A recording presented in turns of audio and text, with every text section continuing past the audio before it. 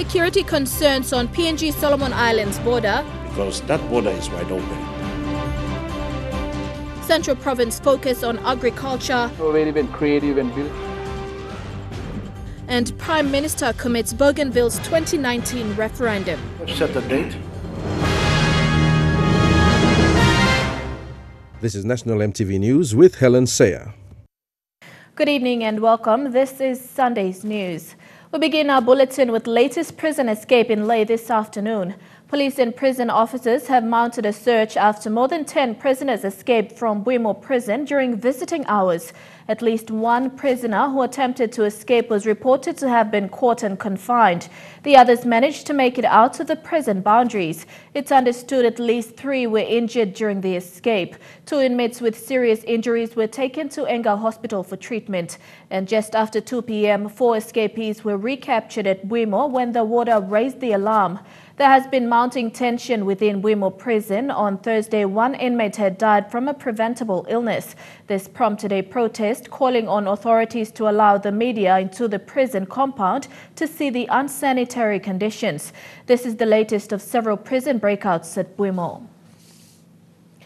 The National Executive Council has appointed 2 of its top APEC diplomats, Ivan Pomaliu as chair of the APEC SOM and Lahui Ako as PNG APEC senior official.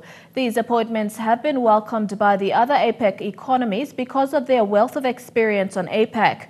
Chief Secretary to Government Isaac Lupari says these changes consolidate the PNG APEC 2018 team. The Papua New Guinea-Solomon Islands border has raised security concerns for the upcoming 2018 APEC meeting. South Bougainville MP Timothy Masiu says he hasn't heard of any agenda discussed on this border, which is vulnerable, posing security risk. He has called on responsible governments and line agencies to look into this matter.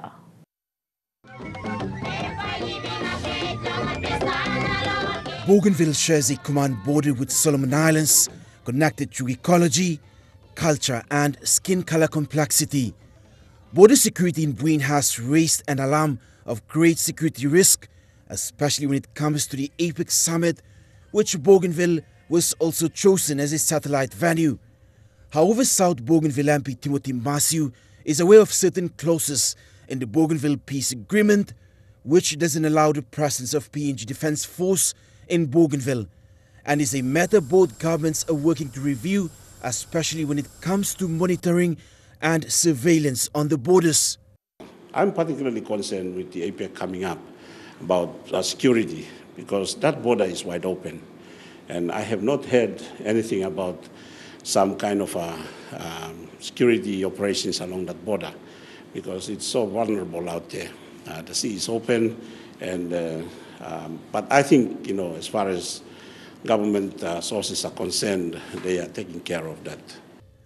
Bougainville and the Solomon Islands share common ancestral boundaries like fishing grounds, and building a border post and providing other essential services like health to the Solomon Islanders is important. For the Solomon Islanders, I would like to improve the hospital because a lot of them come for medical services, and of course the normal economic services that they can get from our district. Meanwhile, there are plans for the ministerial visit by the national government, a migration minister to visit South Bougainville. They come to the market, they sell their produces, their fish, their catches, marine products and everything. So with the support that we want to offer in terms of helping to establish something along the border, the Minister for Immigration, I have spoken to him. He'll be visiting and we'll try and set up something out there. Of course, the government needs to start doing something about it. Fabian Haklitz, National EMTV News. Prime Minister Peter O'Neill is committed towards Bougainville's 2019 referendum vote.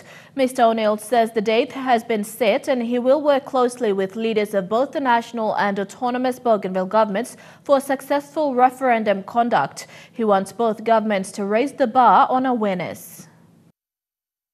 In the September Parliament sitting, the Prime Minister was responding to a series of questions raised by South Bougainville MP Timothy Masiu. if the autonomous region of Bougainville was still an important agenda of this 10th National Parliament. Ministers, local Muslim people of Bougainville, because this issue of Bougainville have not finished good yet. So it's a long way off, so I don't want Papua New Guinea and Bougainvilleans to think that it's an easy path. Just that we will tomorrow wake up and we'll go and have a referendum. It may be such that it'll be not possible. But it was all smiles, putting the differences aside at the conclusion of the joint supervisory body meeting, as both governments signed resolutions for the implementation process.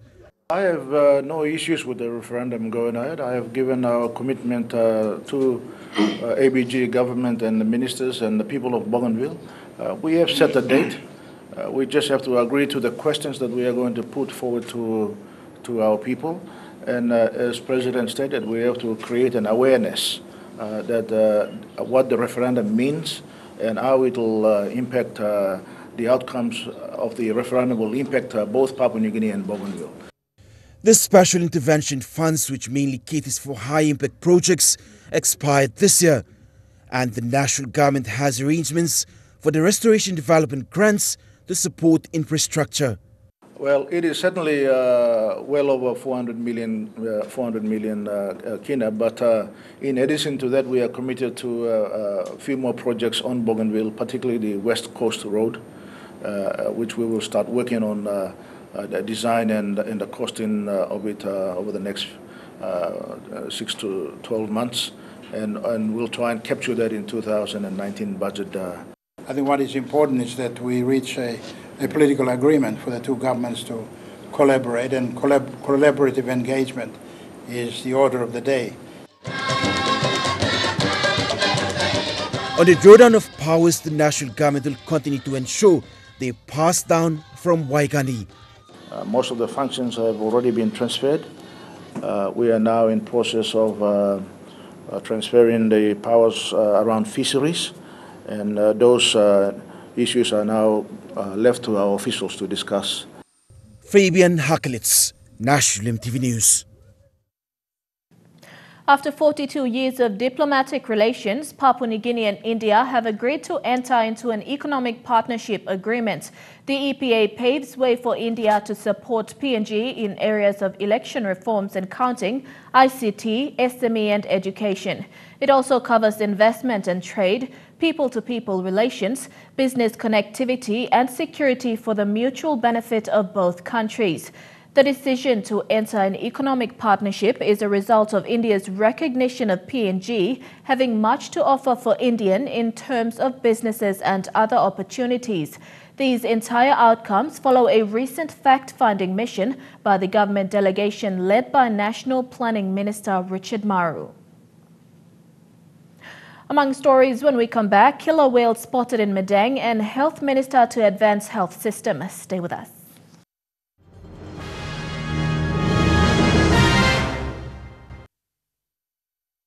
Welcome back. Central Governor Robert Agarobe wants his people to embrace the agriculture sector for sustainability. Governor Agarobe says with the 2018 national budget stressed, Central has no reason to await funding from the national purse. And with enough land available, agriculture is the option to improve its internal revenue. Slight cuts to almost all sectors has opted Governor Agarobe to focus on the agriculture sector, an industry he believes will build and sustain the economy. Governor Agarobe says all 4 districts in the province will be targeted. Agriculture, it's because 90% of our people are in touch with it on a day-to-day basis. And then that's why we're focusing a lot of that more onto agriculture. In his budget speech, Governor Agarobe highlighted the appropriate grant for internal revenue was 20 million kina. However, this will not be the case with the country slapped with cash flow issues due to the drop in global oil prices. Governor Agarobe says Central must not follow this trend of depending on the national government for grants. The budgets have been reduced. Our allocations for the year reduced, and it's not right for us to sit back and always depend on national government for handout. We need to start looking at supporting the national government. And, you know, being a bit more innovative and creative and building our economy and supporting the national budget. So that's the approach we are taking. And I'm glad to say that the team in Central Province are, all tuned in the direction now. The Agarobe administration are embarking to uphold strict fiscal policies in 2018. Meanwhile, with Central topping the country in the 7th PNG Games in Kimbe, MP Sam says preparations for the 8th PNG Games must begin in 2018. Maybe like the member, we put that money to PNG Games. They must start January. The Central Provincial Assembly ended down a budget of 206 million for the 2018 financial year. Jetro Pava Jr. National MTV News. The Utopia people from Poroma in Hela province have returned 10 container trucks belonging to Trans Wonderland Limited after a payment of 100,000 kina was made. Locals impounded the trucks to get the owner's attention, the Angore landowner group, to pay compensation for a death caused by the Trans Wonderland company in 2015. The peace ceremony was spearheaded by Hela and Southern Highlands provincial police commanders and the Peace and Good Order committees of both provinces. A peace ceremony held recently at Magarima police station in Hela province resulted in the handing over of 100,000 kina cash to the Utopia villages by Angore Landowners Association, which owns Trans Wonderland. The villages then released 10 Trans Wonderland container trucks and 3 vehicles belonging to the Hela provincial government. Another 100,000 kina and 100 pigs of compensation payments will be made at a later date to bring peace after a grade 12 teenager from the Utopia village was run over by the Trans Wonderland Limited vehicle. You know, the Hela walk in trouble. Because a lot who said is supposed to pay this like compensation. All the street in this heavy area. So now you block the road. Understanding him stop nothing. In September of 2015, the grade 12 student late Nason Philip was run over by one of the company's trucks. The deceased's family demanded 3 million kina in compensation payment and 150 pigs. Since 2015, there had not been any peace talks between the two factions. Last month, the Utopia landowners impounded the trucks to get the attention of authorities and parties involved in the accident. The 100,000 kina given is a bail call payment made to have peace and mutual understanding before the real payment is made. Road to be open and allow the traffic of Hela people to travel back and forth to Mendi and Hagen. So, which they guaranteed me and PPC Southern Highlands that. The impounding of the container trucks has cost Trans Wonderland substantial amount of revenue loss. The people of Utopia promised not to create roadblocks again or harass the traveling public. Okay, road I'm free, road I'm off. So, all Keraman Mary, who said he travel on this main highway, all must feel free like coming. Vasanata Yama, National MTV News, Mount Hagen. Health Minister Sir Puka Temu will introduce the e-health system through the use of technology. Minister Temu says this system will help to address some prolonged issues like shortage of health specialists in the district level. It's a new way of delivering health services. With the advance in technology, the Health Minister has proposed using e-health as way forward to improve delivery of health services, especially with medical health care. Because we are not going to produce so many specialists and place them in all the districts, telemedicine is the way to go. So gynecologists here can communicate with the Goilala when the mother is having a difficult delivery. The obstetrician will communicate through IT, face-to-face, instruct the midwife out there to how to deliver a complicated delivery to save the mother and the child. Papua New Guinea needs to harness technology, Sir Puka says, and is to advance living standards throughout the nation. And e-health is the way forward. To move that way, we have to bring the IT infrastructure to cover the entire country. So business will be cheaper, government services like e-commerce, e-agriculture, e-education, e-health. I think this is the way for the country to go. In the meantime, the National Health Minister says Bougainville has the potential to easily implement the e-health system considering its political pathway to referendum than independence, and also part of the drawdown of powers and functions. The Allstate Center downtown, where they have e-health. There is a doctor sitting in Allstate's office in town, and they are managing all their Allstate's health facilities through e-health. And to me, that's the most exciting thing. So I think Bougainville has that opportunity. So I'll be sharing with my counterpart from Bougainville, the health minister, to look at how we can. Fabian Hakelitz, National EMTV News. In addition, improving capacity building is a key priority for the Health Department to address the workforce crisis. To address this acute shortage, the Health Minister has announced budgetary allocation for a new university to train more doctors. Higher production of workforce in the health sector is a commitment by Prime Minister Peter O'Neill to address Papua New Guinea's health workforce crisis. As part of this program, our government in the recent 2018 budget, we see the need for hospitals right throughout the country. But the Prime Minister's commitment is there. We need to have a higher production of the health workforce. We have a high attrition rate with nurses. They're aging very fast.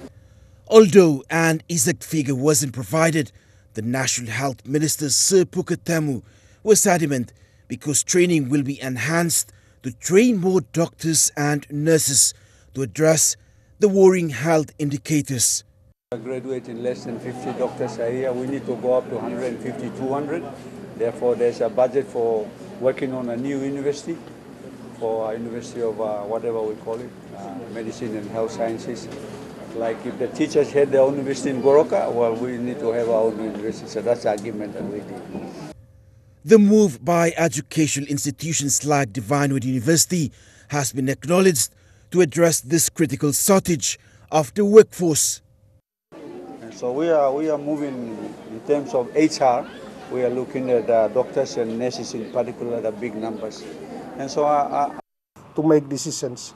We know that establishing a new university, especially a school of medicine, is not an easy thing. It will cost a lot of money, but we won't expect Divinewood to put everything in place in the same year. It will take time before we build up the capacity. So we will be reasonable, not to expect too much, but at least some minimum requirements that has to be met in order for the school to start now, and then over a period of 5 years, 10 years, 20 years, the school can be built up with other requirements that are so advised by the technical experts that we will be putting together.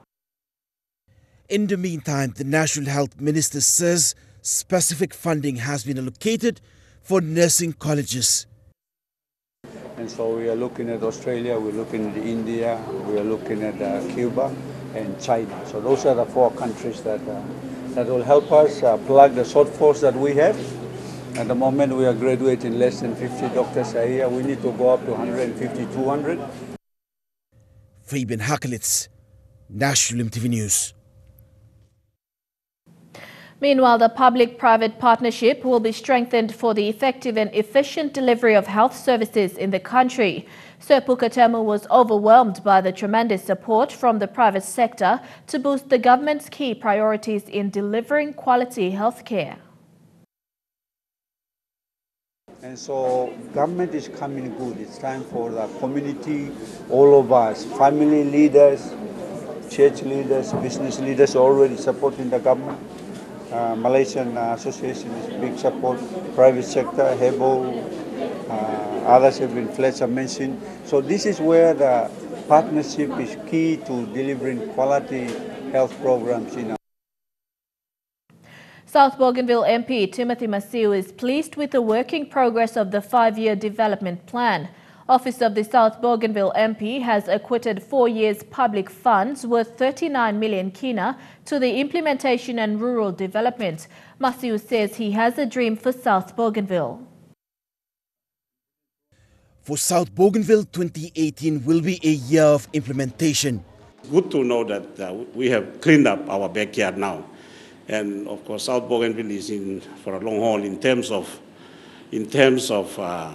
development coming into the district, into the electorate. So I'm very happy that we have done a lot.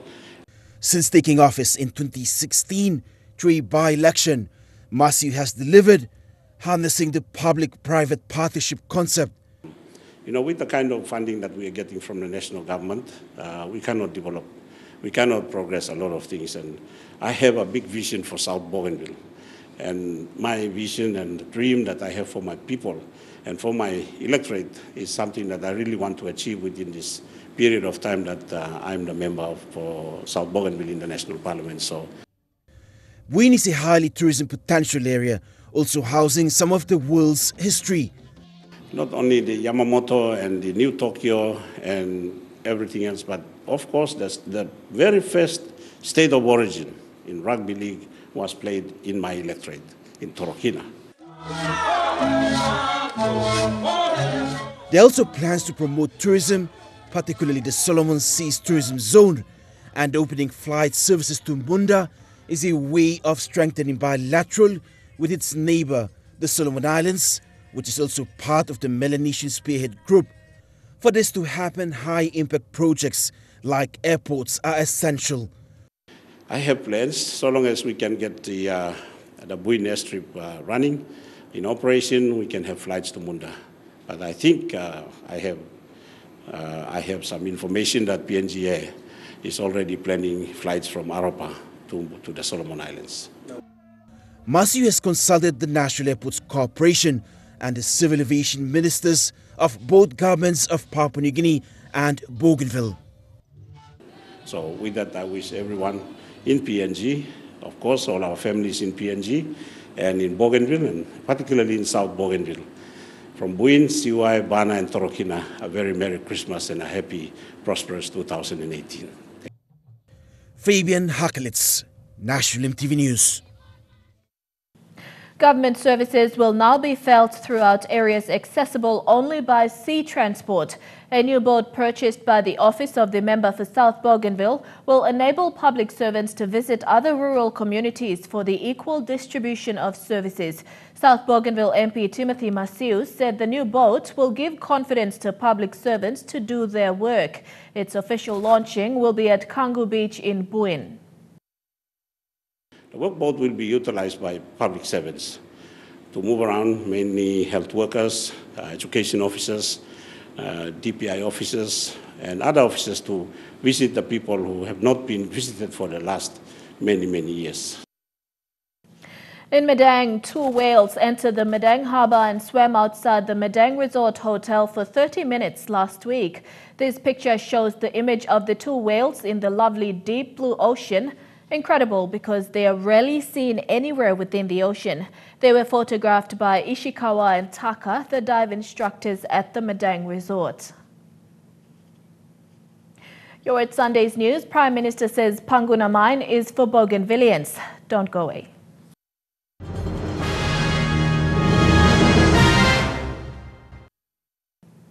Welcome back to the news. A 3-month program for delivery of potable water to schools in the villages Lealea, Papa, Boira and Poribada has ended on a high note. Staff at the PNG LNG plant, operated by ExxonMobil PNG, delivered potable water to schools impacted by this year's dry season. The Water Cartage Initiative began in September with 300,000 litres of water delivered to 12 schools. LNG plant operations manager Jagir Baxi was pleased with everyone's efforts in assisting schools and students. The reopening of the Panguna mine remains with the autonomous Bougainville government. Prime Minister Peter O'Neill says the national government will not push for this agenda. The reopening of the once infamously known Panguna mine has sparked concerns, with PCL also claimed for its interest trying to facilitate. The government of Papua New Guinea since then has been bombarded with critics of facilitating this through backdoor deals, but the Prime Minister clarified the national government has no direct interest. Already have indicated that it is up to the ABG government and the landowners, and this is not something that national government is pursuing. We will be guided by their decisions and their discussions, and we'll take it on from there. The island's President Chief John Momis emphasized Bougainville's mining law provides guidelines. And it is obvious that the ABG will work with the landowners and determine which path we want to go down in, for example, inviting developers and people like that. The Pangunu mine issue will be deliberated by parties concerned, the autonomous Bougainville government, the people of Bougainville and the landowners. Under our own mining law. There are a number of developers, of course, who have shown interest, and we will be dealing with them.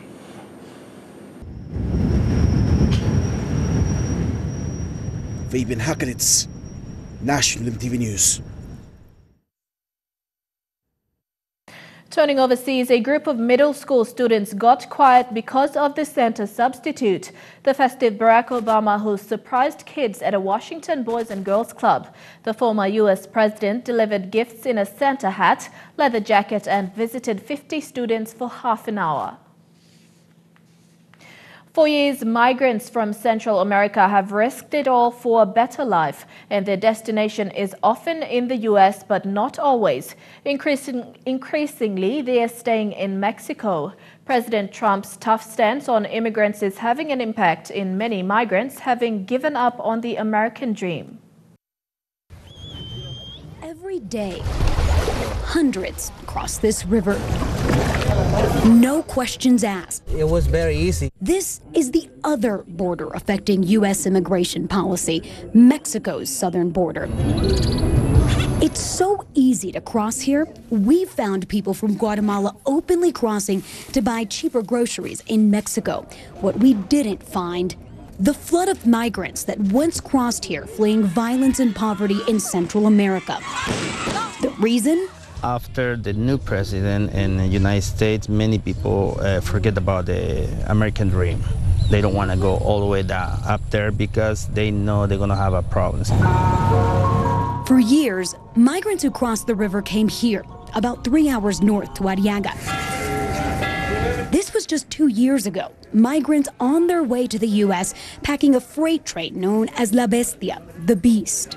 The only way the immigrants got, to get to America. Standing on top of the train today, it's empty. But months ago, you would have seen hundreds of immigrants filling the tops of these train cars. So what's changed? Well, you ask anyone around here, they'll tell you part of it is Trump talk. The other part? Mexico is cracking down on immigration coming in from the south. The Mexican government now patrols train stations, forcing smugglers to find new routes. Those smugglers are also charging more money. So Donald Trump being president, they raised the price up to like 7,000. But before President Trump, how much was it? It was 3,000. So it has more than doubled since President Trump. Right. Riding La Bestia cost Amarilis Mendoza much more. The 13-year-old from Guatemala lost her leg when she fell off the train in January. Her dream was to one day make it to the United States. She's given up on that, not because of her injury, but because she's heard the U.S. is deporting everyone. Her family now symbolizes migration in the Trump era, many choosing to make Mexico their final destination. So then his talk is working. It's impacting Mexico. And now the problem is going to be here instead to be in the United States. Mexico has seen a 150% increase in asylum applications since Trump was elected. But many here don't consider his tough talk to be lasting policy, believing the flow of migrants will soon return.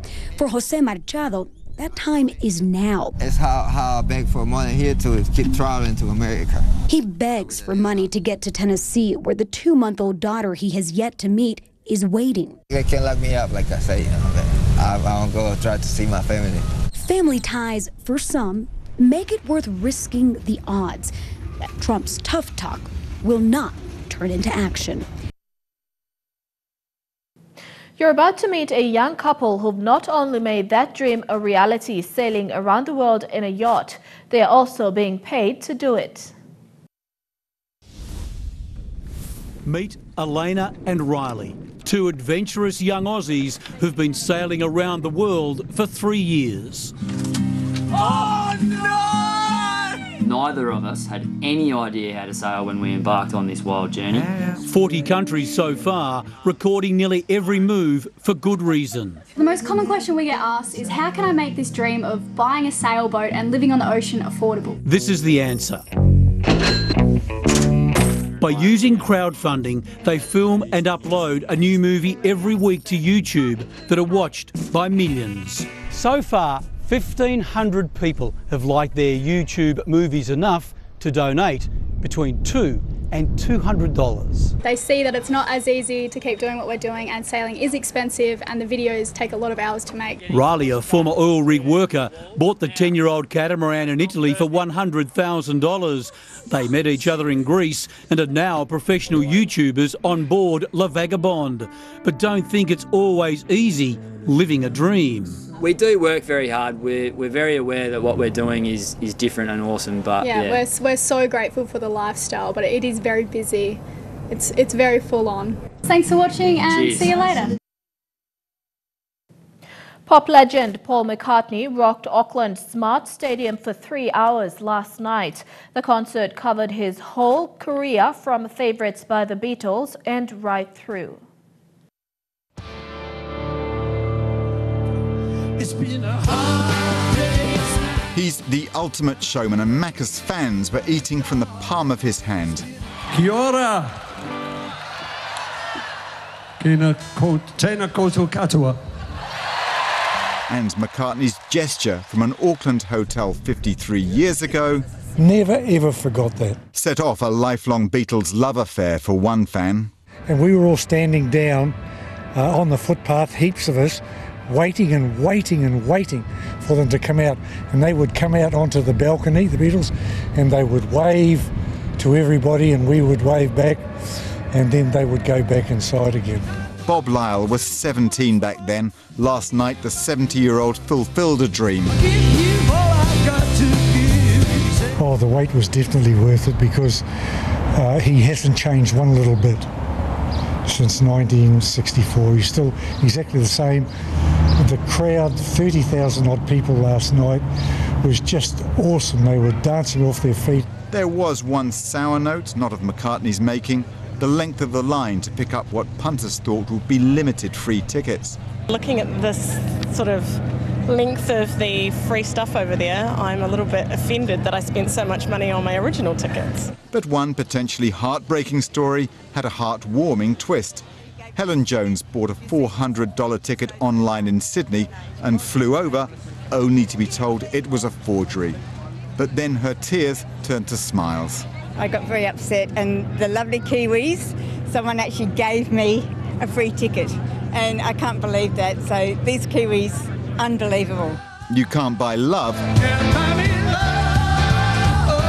but it seems buying a ticket to Paul McCartney is the next best thing. On the other side in Trukai Sports, PNG on second spot. Stay tuned for details.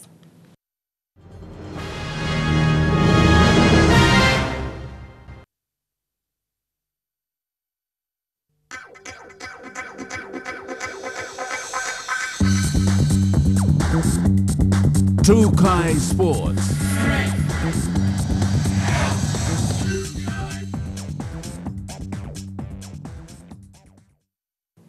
Welcome to Trukai Sports. Papua New Guinea fared well at the Pacific Mini Games in Vanuatu, collecting up to 85 medals, the highest in this competition. 5 gold medals on Thursday with another 2 on Friday completed Team PNG's participation. Team PNG finished on second place from New Caledonia. Papua New Guinea opened a 10th Pacific Mini Games campaign strong. That momentum was maintained as the competition went on, with Melanesian neighbours New Caledonia and Fiji giving PNG real competition. And it wasn't until the third day when the medal tally started taking shape as competition leaders scraped shoulders to get ahead. Papua New Guinea had a small contingent of 140 but remained steadfast as they strived for the top. With the golf, track events, Kumite Karate, table tennis and weightlifting bringing in the first gold, silver and bronze medals, PNG overtook Fiji in no time. But throughout the competition, New Caledonia stayed always a couple of gold medals ahead of Papua New Guinea. And on the last day of the competition, PNG gave one last fight for the top as the Peppers took out gold and the men's beach volleyball duo Richard Kilarupa and Mohem Mer fought the way to gold. A very strong finish, but it wasn't enough to close the gold medal tally gap of 14 with New Caledonia. Though the strong finish goes to show promise for Team PNG as they look to the next big event, the Commonwealth Games. Dinero Rico, National EMTV Sports. To football, Real Madrid's double world champions history-making in Abu Dhabi, winning the FIFA Club World title against South American team Gremio. Cristiano Ronaldo scored the thunderous free kick to end the game 1-0. Edging past South American champs Gremio in the final of FIFA's Club World Cup. This in Abu Dhabi. You won't be too surprised to learn it was you-know-who, Cristiano Ronaldo, with the all-important winner, a free kick that really did shatter the Brazilian team's hearts. Madrid have it all to do, though, if they are to retain their Primera Liga crown this season, but this at least ensures they leave the UAE on a high. Congrats to Real. Oh, it must be silverware everywhere you look right now in the Bernabeu trophy cabinet. That's 5 of them they've won in 2017, including, of course, La Liga and a second straight Champions League title. Incredibly, Los Blancos have now won the Club World Cup for the 3rd time in the last 4 seasons. After these short messages, a visit to the Olympic history. Stay with us.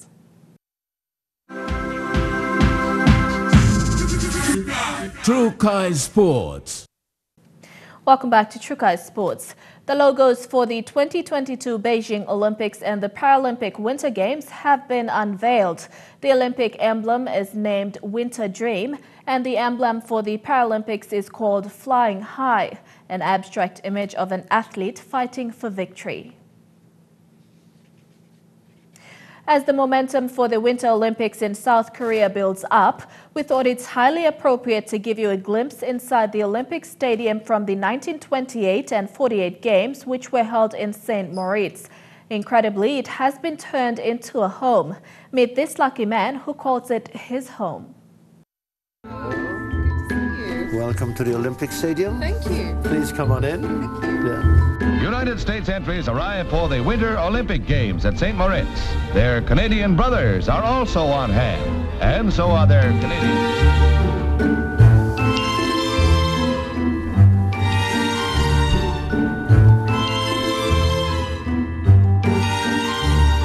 So this is your back garden. This is my back garden. And here is where the crowds would sit on the banks just opposite to watch the games. Exactly. You had the opening ceremony here, you had the closing ceremony, the ice hockey games, and the speed skating event. Behind us, the Olympic flag is still flying. It is on the still bell tower. flying. I always have it flying when I'm in the house. Yes.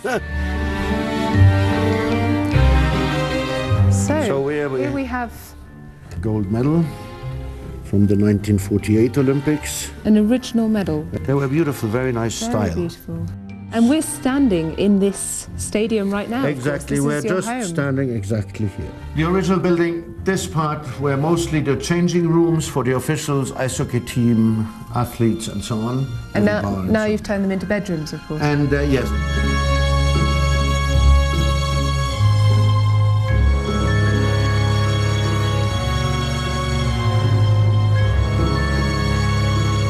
Will be much more sexy. This is for the visitors. And that's it for Trukai Sports. Weather details when we come back. Trukai Sports.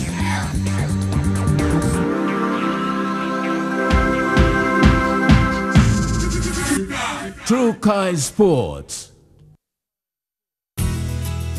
The weather details are proudly brought to you by Dulux Weather Shield. Worth doing with Dulux.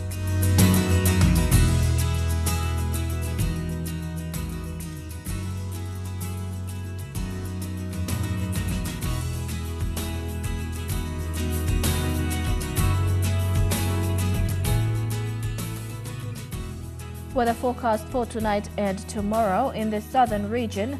A shower or two can be expected in all centers. In the Mumasi region, some showers in all centres. In the New Guinea Islands region, squally showers in Lorengau and rain showers in Kavieng, Kokopo, Rabaul, Kimbe and Buka. And in the Highlands region, evening rain showers then morning fog in all centres. Forecast for small ships for the next 24 hours, strong wind warning.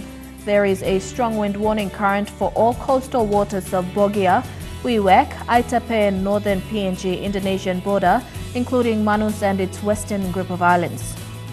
Waters of southern PNG Indonesian border through Torres Strait, Daru to Kiwai Island, Kerma, Yule Island, Hood Point to Samarai Island, eastern and western Milne Bay Islands, Samarai Island to Cape Vogel to Finschhafen, New Britain to Bougainville, seas of 0.5 to 1.5 meters. Waters of Finschhafen to Vitia's Dampier Strait, Siasi Island to Long Island and waters seas of 2.5 to 1.5 meters. Waters of Long Island to Medang, Bogia to Wewak, Aitape, Vanimo and northern PNG Indonesian border, seas of 2 to 3 meters. Waters of Manus and its western group of islands and New Island, seas of 2.5 to 3 meters.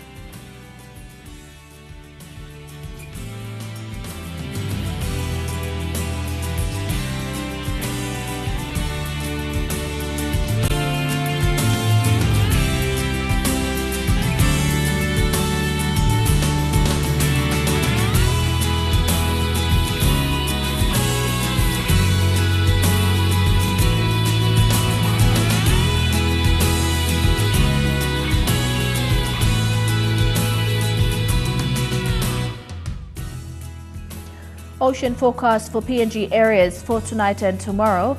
In the Coral Sea, seas slight to moderate with southeast to southwest winds at 10 to 20 knots. In the Solomon Sea, seas slight to moderate with southwest to northwest winds at 10 to 20 knots. In the Bismarck Sea, seas rough with northwest to westerly winds at 25 to 34 knots. And in the Pacific Ocean, seas rather rough with northwest winds at 20 to 25 knots.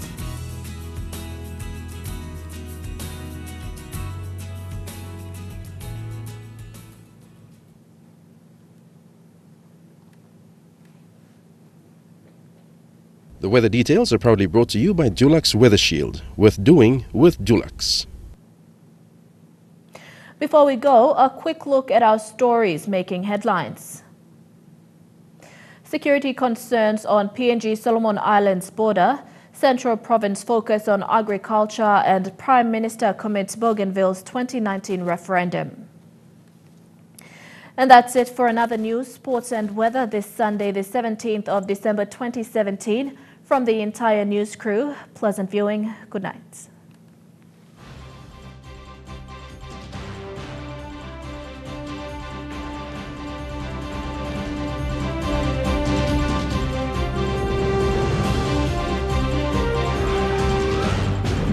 Thank you.